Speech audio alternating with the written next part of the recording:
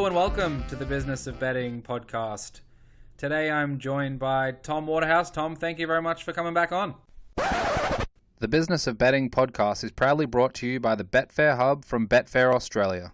No matter where you are in the world, if you want expert articles from pro punters, from building automated models to betting psychology, check out the Betfair Hub. betfair.com.au/hub. Gamble responsibly.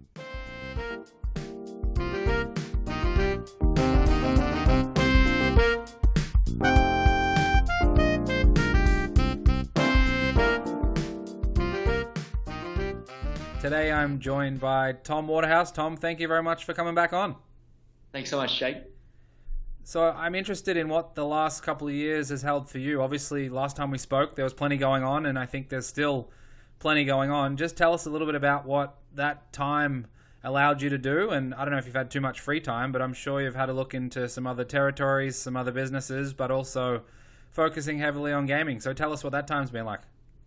Yeah, look, so obviously it was a great journey running the Australian business for William Hill. And then when that business sold to the Stars Group, I was fortunate enough to get my brand back, tomwaterhouse.com, but under the condition that I couldn't take bets for 2 years. And so I just thought, well, what's a large part of the market that isn't serviced? And most people that bet, it's very hard to win. And over my time, seen over a million plus customers and people that are betting, and the majority of them they do it as entertainment and love to have a punt, but they're not actually long-term winners. And obviously, growing up around my dad and his friends, I saw what went into building a model and using automated betting systems and staking plans and getting on either with rebates or getting on at the top of the market. I thought, well, why don't I try and teach those lessons or share those lessons? And so that's how the tipping business came about. So tomwaterhouse.com became a tipping business and basically having different tipping packages and giving not only the tips but a staking plan and where the best price of the bookies were being offered. And it turned out to be really popular. And it basically shows the average punter that it's not just about getting a tip. You have to stake accordingly. You have to get on at the right price. You have to be really disciplined about what you're doing. And the bookies have got an edge, obviously, with the percentage that they've got, but it is possible to beat the bookies over the long term, but it requires those three things, obviously form, staking, getting on at the top price, but also discipline to stick to that plan. And that was been a really nice journey, a different experience from being sort of on the other side of the fence of being the bookie and against the punter, to have these group of members, the guys on the top packages and the platinum and the big bundle package, were in a WhatsApp group together all the time and going through the highs and the lows and the roller coaster ride of because even the best syndicates in the world, they have periods where they lose, they have negative variance, and we've been part of that. And then I know one of our packages, we had our best bet, our daily best bet, which has been one of our top performing packages, had 15 days in a row or 15 bets in a row that lost, but it's still won on the month. And to go through that journey of sticking to the staking plan, making sure that you can ride these periods, it's been interesting to see how the punters have coped with it and the different types of mentalities out there. You sort of grow up around my dad and his group of friends and see this sort of very business-like formulated way of betting, but the average punter isn't like that. And so that was the first area, and then basically morphed and kept that going, but thought, well, how can I add something else and make this a more sticky and better experience for the punter? And that really started the journey of our partnership with BetMakers and utilising the back-end technology of dynamic odds to come up with an app that makes it very easy for our members and other people to come into the app and place a bet in 2 clicks on the Tom Waterhouse app, and also have one sign-in and password across multiple bookies, because getting on at the top price is obviously key to winning, but most people can't be bothered doing it because they've got their money in one or two accounts and they don't want to have money in all 20 accounts, and they can't be bothered to set up accounts and go through the verification and all that sort of stuff. And so coming up with what we thought of as the bookings.com or the Trivago of betting inside our app was very important to us. And to see that launch a few weeks ago has been terrific. And it's been really popular to begin with, but I think it'll be really, really great for our members and punters out there to have an app experience that is a really easy to use odds comparison site. How important is it, do you think, to have obviously the software component? I think it's certainly been interesting talking to a lot of different people about the content side, the education side, the staking plans, bankroll management, and trying to help people understand that there's so much that goes into being able to win, certainly on the betting side. So you obviously need to have that part of it as well as the software that really helps you. Like if you want to find the cheapest flight or the best price from a bookmaker's perspective, that software can solve a lot of problems that some people might not be willing to do. Have you found that the tipping customers you have are very different to the customers you had when you were an operator, or are there any surprises that have come up throughout that process for you? I feel that I understand the punter a lot better going through the tipping side of things than I did as a bookie, because as a bookie, it's really, well, how can I win their money? How can I get them to come on board? How can I reactivate them? And it's very much, or the mentality was, how do we win and how do we make sure that they're engaged? But it wasn't sitting in their shoes. And being in the tipping business, you're living that wild ride, because everything for the tipping business to succeed, you have to show good performance and profitable performance, because that's what they're paying for and that's why they're sticking around. So understanding their mentality and that it takes a lot of learning to understand that we're playing the long game here is really important. And getting on at the top price, and I say to all our Big Bundle and Platinum members, when they join, they've got to open accounts with all 21 corporates, and they're like, oh, well, that's a pain in the neck. It's such a nightmare, and that's why coming up with this in our app, this ability to have the odds comparison site was so important, because it took away that pain point. I often think about it for myself with petrol. I'm like, well, I always want to go to the lowest price petrol station, but I can't be bothered to drive to another suburb to go and fill up at a couple cents cheaper. But if they were both next to each other, I would always go to the cheaper one. And I sort of think of that with betting, is that you would always go to the best price if it was seamless to do so. But because it's not, because you have to do all of these steps to open an account, you have to deposit money and you have to do that verification, it makes it hard to have and do it.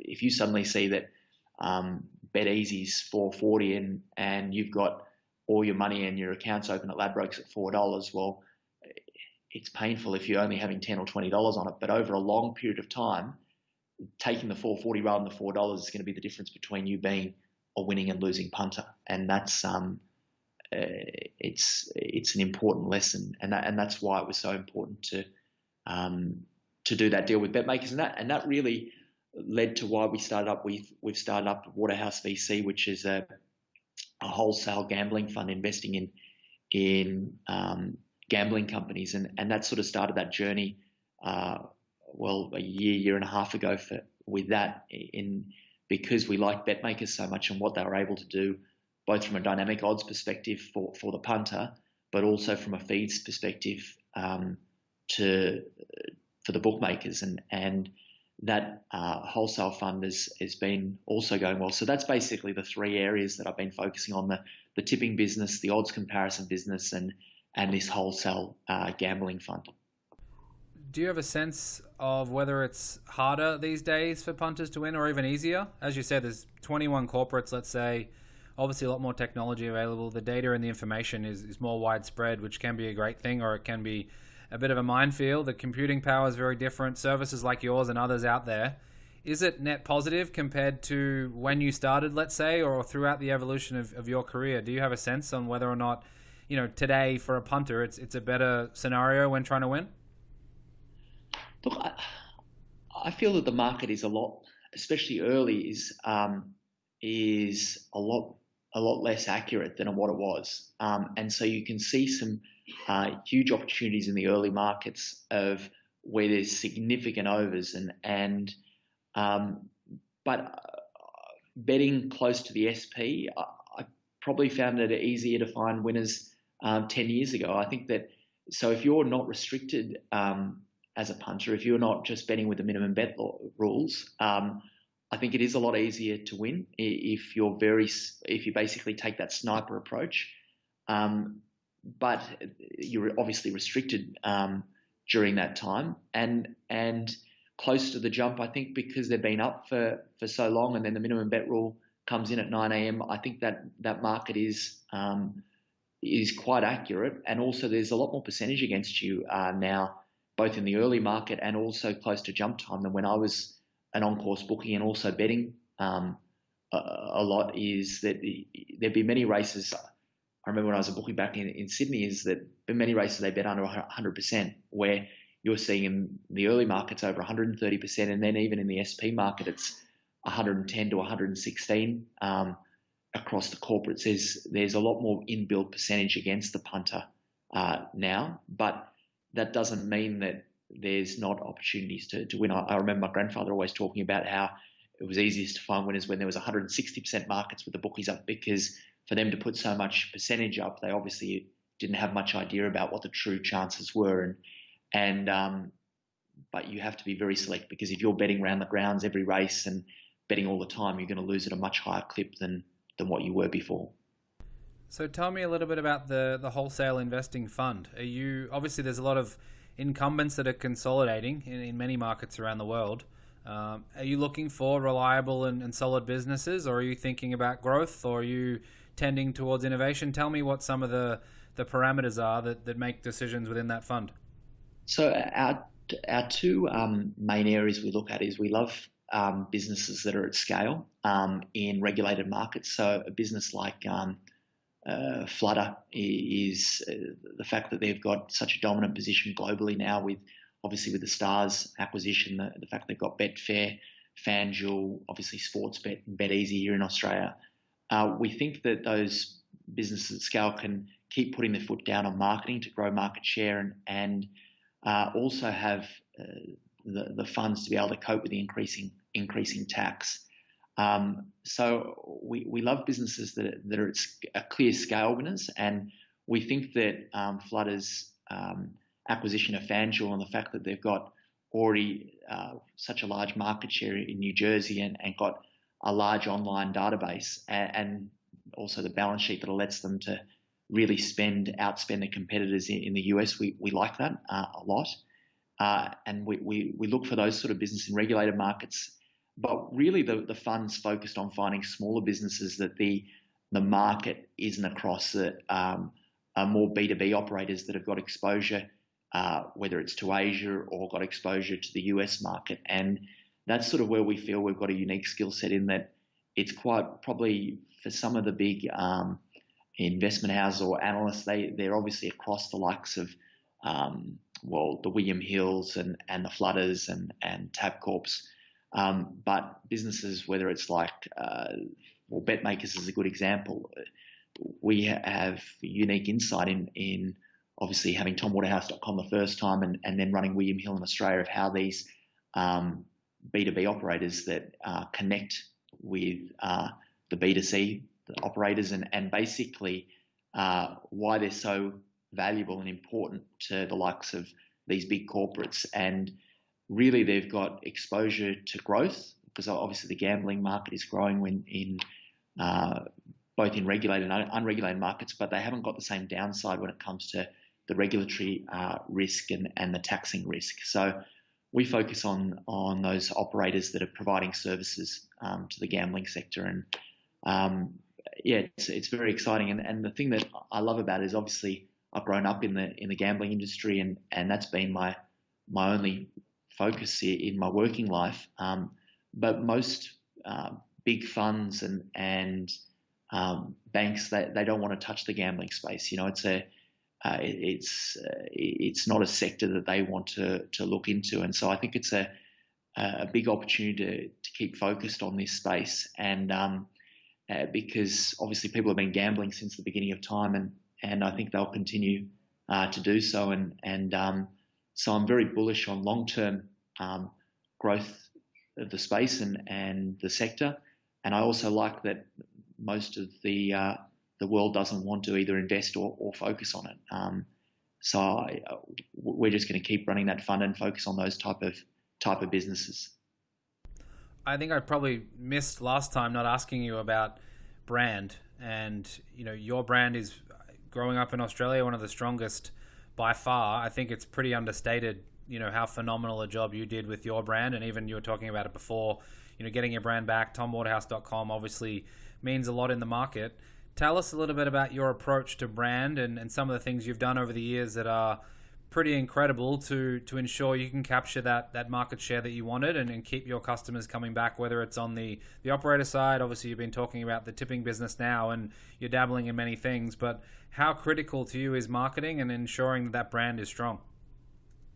Yeah, well, look, obviously I've been so blessed to come on and lucky to obviously be born in a family that had such a long history in the gambling and betting space, and I grew up when I was going to the races, and I'd see the likes of Cole Tidy, and I'd always go, oh well, I've heard of Cole Tidy, I'll bet with him. And we saw that all the UK operators, whether it was William Hill or Paddy Power or Victor Chandler, were named after individuals, and we couldn't understand why everyone was going down the sports betting, TAB, sports bet. They were all these sort of URLs that all sounded similar. And when one of the overseas corporates came to us and had done some brand surveys and showed that the Waterhouse name had such brand awareness, we thought, well, why wouldn't we name it using the family name and also brand it as an individual like bookies have always done? And that proved to be really a lucky or it probably wasn't that well thought through from us of whether to do it or not, but we just sort of, it seemed obvious, and it worked really well. Obviously there's that polarization of when you're an individual, because people either like it or appeals to them, or they really don't like you. It's not vanilla, and saw that definitely with the NRL, that polarization, but in terms of acquisition, it went through the roof. So we went from 100 customers in 18 months to 250,000 customers, and had very low cost per acquisition. And that was one of the reasons why William Hill bought TomWaterhouse.com, is they obviously spent a lot more money buying Centrebet, Sporting Bet businesses, which were large, big businesses. But the area of difference for TomWaterhouse.com is we had a lot of these media properties, but we also had a very low cost per acquisition compared to the other corporates in the market. And that was, I think, was thanks to the decision around branding. And so I thought I loved being a corporate CEO and loved that time out of the limelight. It was great. So we had 3 kids and just it was great spending that time with the family and not being front and center of a brand. But I thought that I've been so lucky with the background and the family history that I've got, is that when I got the brand back, I thought, well, this is my one advantage that I've got, in that this is a gift that I've been given. I've got to utilize it and really push it. And that isn't always I sort of feel like an idiot sometimes with some of the skits that I do, and like getting on little ponies in an office and stuff like that. But it's differentiation, and I think it's really branding as an individual has become far more important since we first started, because the way that your branding is and the way that you can get your message across is so different now compared to what it was, well, even 5 years ago, but 10 years ago. So the majority of the spend of William Hill's marketing budget when I first started with the company, or even tomwaterhouse.com, it was sort of 80, 90% television. And there was obviously some radio and some print. But that shift now to whether it's Facebook or Google has been significant, and nearly all of the budget has shifted away from the traditional media and on whether it's on Facebook or Instagram or Twitter.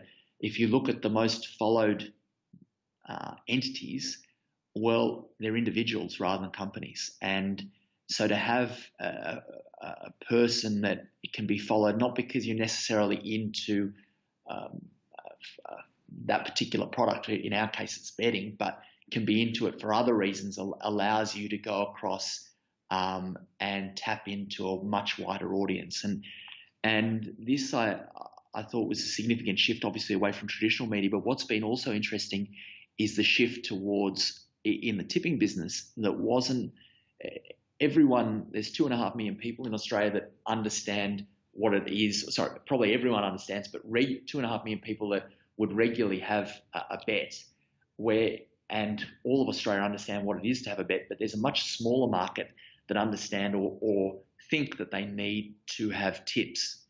And so to sort of share your story of why you would need tips and what the brand is about would traditionally be TV. But the problem is the eyeballs aren't there. And what I've seen in the last 2 years is that shift towards Instagram and Facebook away from Google. For a smaller brand that's trying to get a message across, Facebook and Instagram has taken up such a larger share of the spend activity, because you can share your story. It's not just, obviously with Google, there's a lot of traffic going towards betting, but not the same amount of traffic going towards, I need my tips for Sandown Race 5. And that has been a significant shift. And I think you're seeing that with the likes of, obviously with TikTok, there's that mixture between YouTube and Instagram coming in that mix. It's becoming, rather than two-dimensional where you post a photo or a very sort of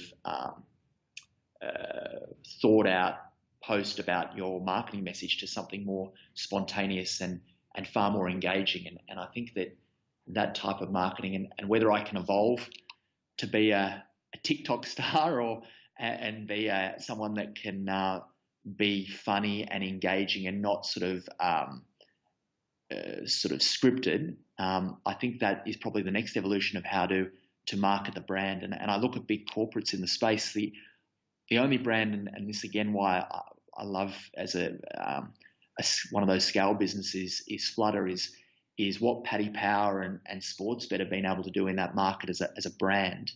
I think lends itself a lot more than a traditional marketing big branded company, in that they are very funny, and you could see some of their ads going viral and having a much wider adoption than your traditional.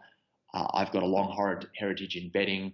Bet with me. You love betting. I love betting. That standard messaging is very much shifting, and yeah, hopefully I can keep being polarizing and keep being of interest in getting the brand out there, and also the key thing is coming up with things, whether it's what the punters want, and that I hope is winning tips, and I hope it's an ability for punters to be able to get the best price, and that ultimately you can have the funniest skit marketing or the a long heritage brand name, but a brand is a promise kept, isn't it? And if you can't keep coming up with products or things that people will want, well, obviously there's no point even starting with the marketing. Yeah, it's a entirely fascinating space. Just given, my observations are that pre-Instagram world and pre-influencer world, you were truly an influencer across, many different segments, and it obviously showed with the growth and the success you had over that period of time. These days, though, we're a long way removed from the start of tomwaterhouse.com, let's say, in terms of the evolution of online betting. How critical was it? And I'm not sure how closely you followed Barstool Sports here in the US and their partnership with Penn National to essentially have a Barstool Sportsbook in many states in the US here pretty soon. And they're seemingly going to go down the path of that influencer type model. There's some very edgy content that they do. There's a large audience within the 18 to 35 segment that follows closely, and obviously the US market is poised for growth. Is it regulation that's holding people back? Is it typical marketing approaches? Is it a combination of things? Because obviously, just hearing you speak about it, it's clear that I think you said the brand is a promise kept. Something might drop here soon where people realize that potentially it's a point of differentiation when it might be the best option in the first place as well. Yeah, look, I think what Barstool, and I think you're seeing obviously on the broader industry influences, you have to keep people engaged. The way people were engaged 5 years ago is completely different to now. And I look at my Instagram feed and I'm like yawning, and I look at TikTok and I'm like, I've got to get off this, otherwise my wife's going to divorce me. And that's a very different, things constantly evolve and change. And I think it's obviously that tie up there with Barstool is big companies realizing they have to evolve, and they have to evolve pretty quickly because people's attention span, whether it's not necessarily shorter. If you have the right content, people will watch. Like Jake, you're a great example of this. For the right audience, you've got such a loyal following because you provide week in, week out great content. And it's having that sort of many influences and appealing across different areas. You've got to have a very targeted message to lots of different segments to keep getting that growth. And I wish I had a crystal ball to understand how it's going to go and where it's going to go. The thing that we just try to do is just be lean and be able to pivot and adapt as best we can. And if we can keep doing that, hopefully we'll be a success. But I don't know what the answer is in terms of marketing. And I feel it's all around individual influences, and having maybe a broad set of individual influences is really important. Regulated space is important, but I think even in the unregulated space, for those brands that aren't regulated, whether it's in Australia or the US, having them have the ability to tap in influences that gives some awareness of those companies and that they're out there is ultra important. But the way that those influences interact is dramatically changing. I just can't see in 2 years' time that Kim Kardashian just putting one photo of her with new nail polish on, or Kylie Jenner or whatever, putting that on is going to work the same way as it did 2 years ago. I'm sure it's going to be far more interactive, live, spontaneous, interactive. I think that's changing, and that's a different skill set and probably a different set of influences. And we're working on our marketing campaign at the moment for the Tom Waterhouse odds comparison app, and whether I can evolve with the way of the new TikTok world. Well, I'll be trying and trying to keep the brand out there, but it evolves so quickly. You've got to try and keep up. Absolutely, and I think a lot of it will be traced back to those Moonee Valley offices and the start of TomWaterhouse.com. But moving ahead, tell us a little bit about your vision or what you think might be possible when we're talking about a B2B solution for global risk management. And obviously, there's a lot of jurisdictions, a lot of markets, let's say on certain horse racing events or whatever it might be, whether it's big events in Japan, big events in Hong Kong, Australia, the US with the, whether it's Breeders' Cup, Del Mar, Saratoga, Triple Crown, whatever it might be. What world do you think we're trending towards in terms of being able to risk manage on the B2B side rather than B2C side?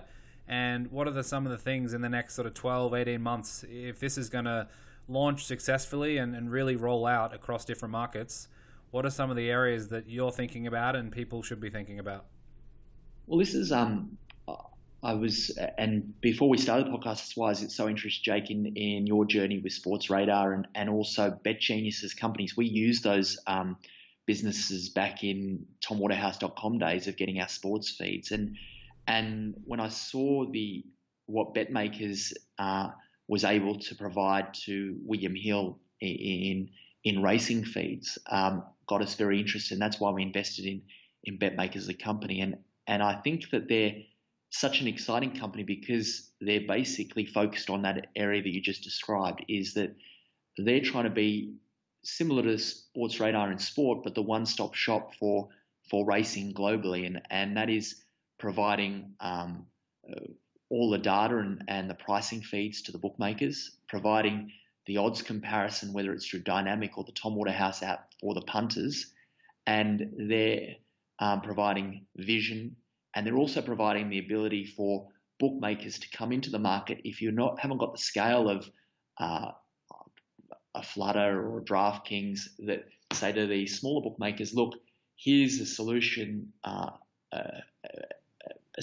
technology solution that allows you to offer all the products, all the markets, all the vision, but also provides you a risk management system that protects you from downside loss. Because I know, speaking to some of the smaller bookies here in Australia, they're like, look, I know how to manage my book for Rosehill and for Caulfield and Australian racing, but I don't want to be sitting up at 2 o'clock in the morning to manage UK dogs, or I don't want to be managing early in the daytime the Monmouth Park next to Jump.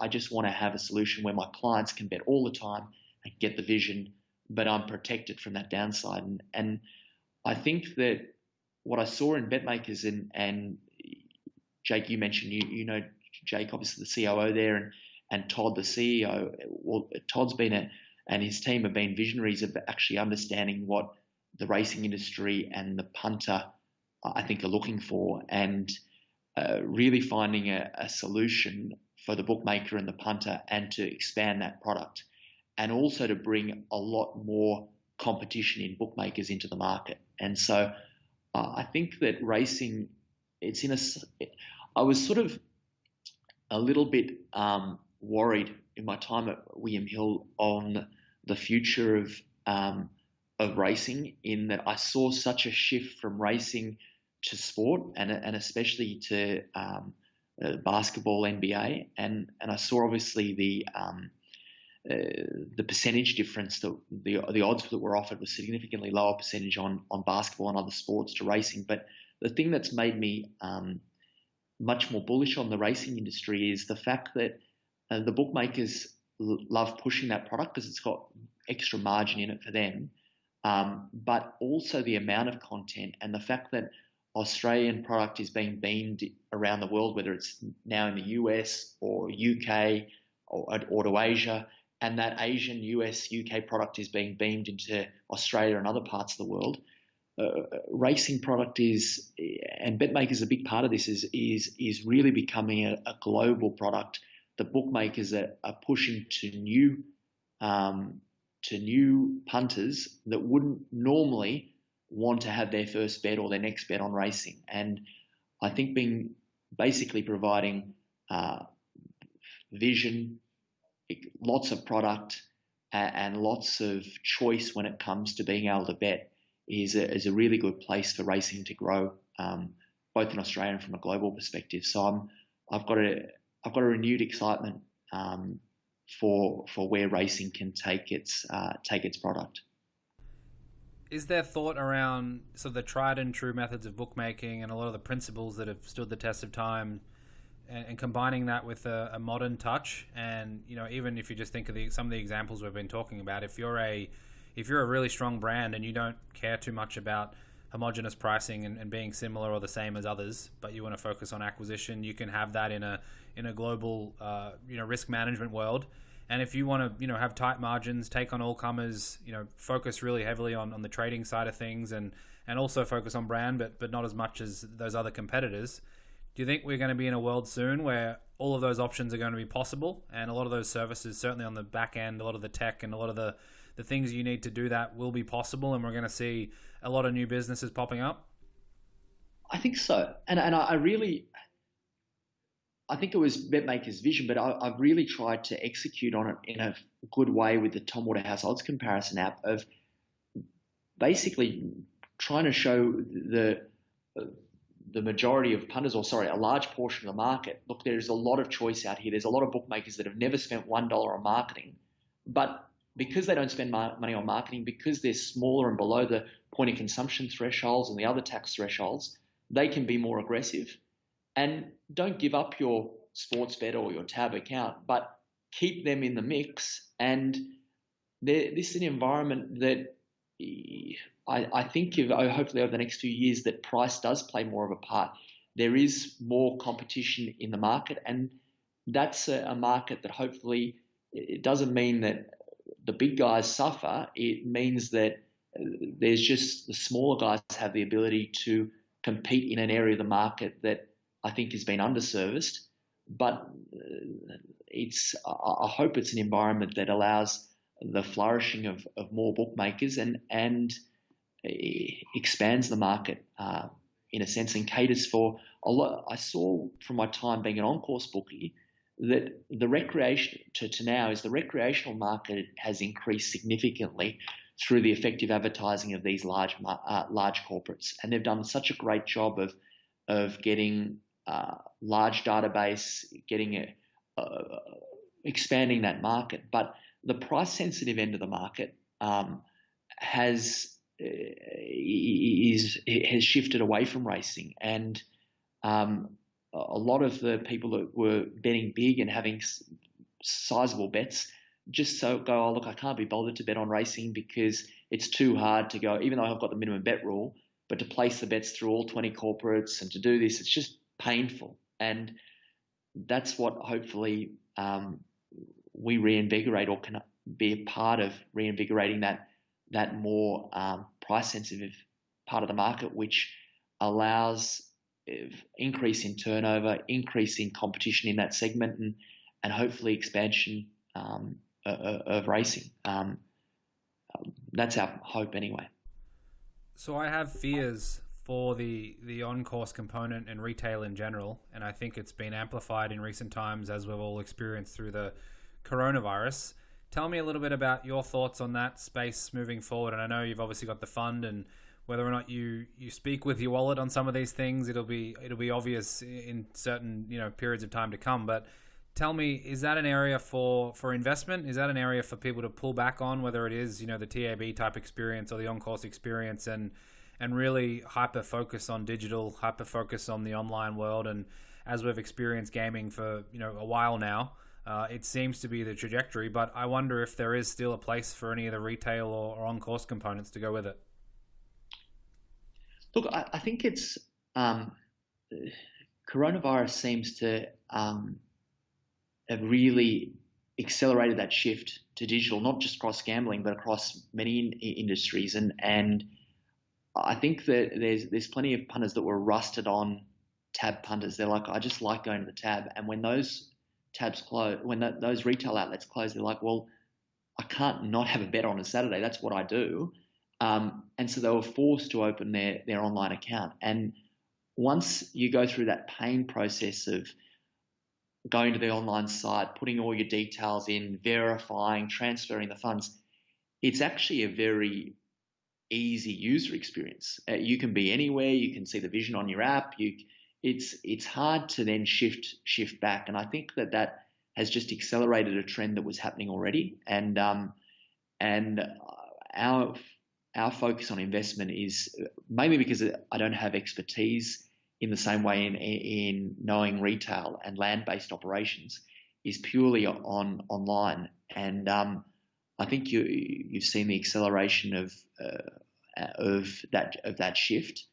And I think in terms of from a market potential and what investors are looking for, well, they're looking for the thing that's captured the imagination of I think the market here is obviously what this US market can be. And as you said earlier, Jake, before the podcast, it really is unknown, the size and the potential in the US market. And you only have to look at PointsBet, what they've been able to do from a share price perspective.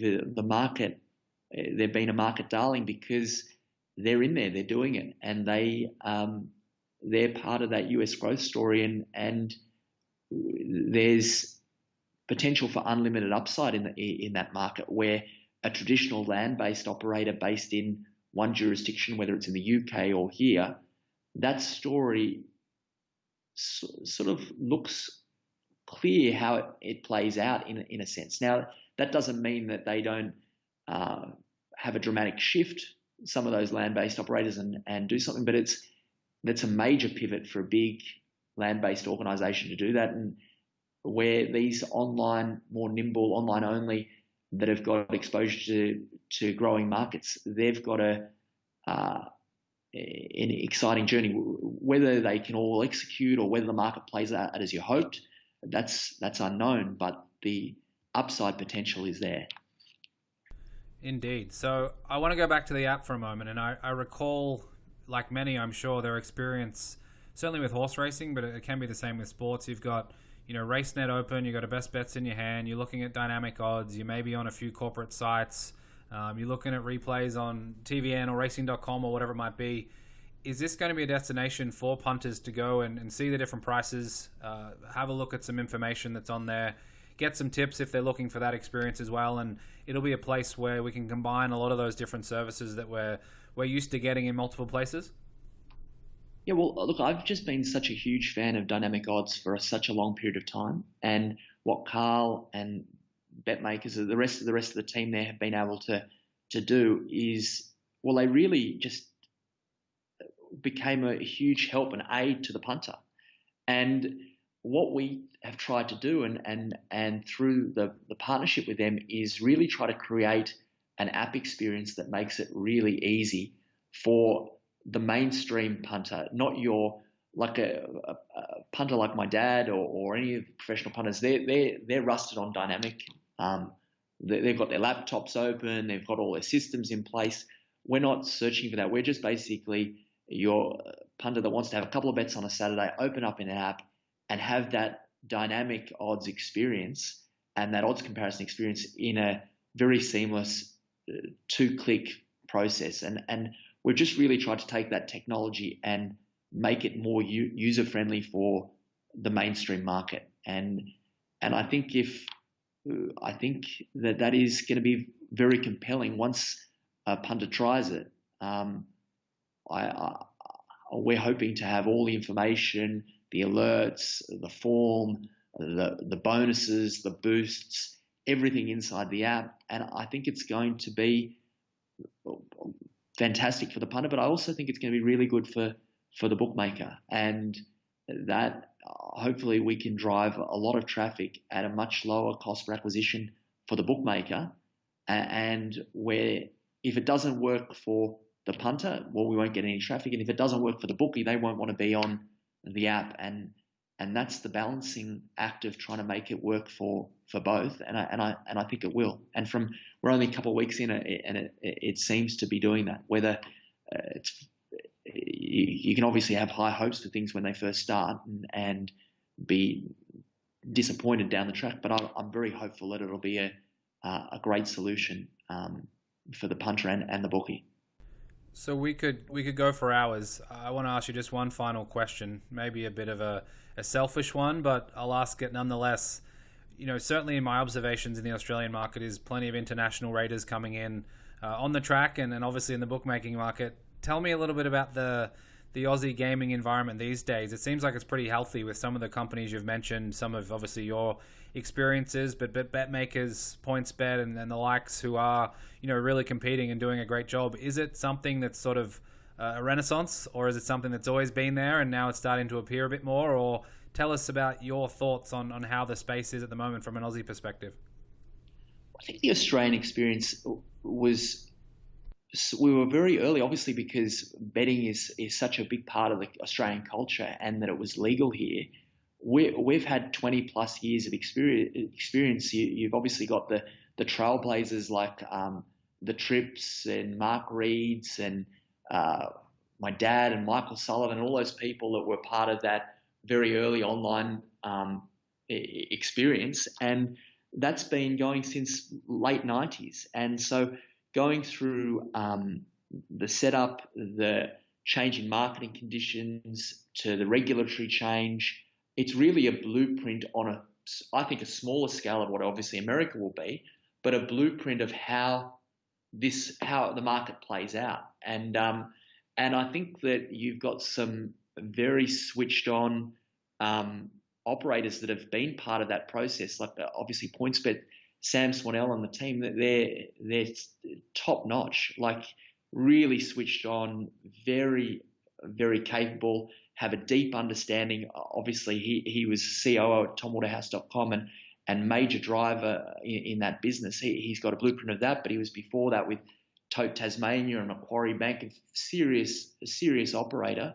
And the other guys that in that business, they're switched on people that have got great experience, and obviously bet makers have got the long history now, been around with Global Tote, Top Better, now with Dynamic Odds. They've got the battle scars of actually really understanding how to navigate in that minefield and regulatory environment the regulated market is, and they're applying those skills in the US market, which has so much potential. And so I think from a corporate point of view, there is huge hope for Aussies to make a big dent in that US market, and then I also think from a local market here is that you're seeing that there's a lot of smaller operators. COVID sort of forced people to get out of the comfort zones. My dad's a really good example with RobWaterhouse.com. He was just happy going to the races, doing the form. Obviously, his major business is punting and betting, but he loved going to the races and being a traditional bookmaker. And when COVID happened and he couldn't go to the race anymore, he's like, well, look, I've got to go back to being an online bookmaker again. And like him, there's been others that have been forced to go down that path, and having that increase of new entrants in the bookmaking ranks has got to be only great for the punter. And so I think it's a really interesting, dynamic, great space. And from being a little bit sort of down on hopes of the racing industry, I think that very, very excited about what the next few years, both from an Australian perspective, but also from Australians in the US market. I think it's very, very exciting. Yeah, absolutely. And it's always great to catch up, Tom. It's great chatting. Certainly some unique insights from your world. So thanks again for coming on the podcast. Thanks so much, Jake. Yeah, really appreciate it.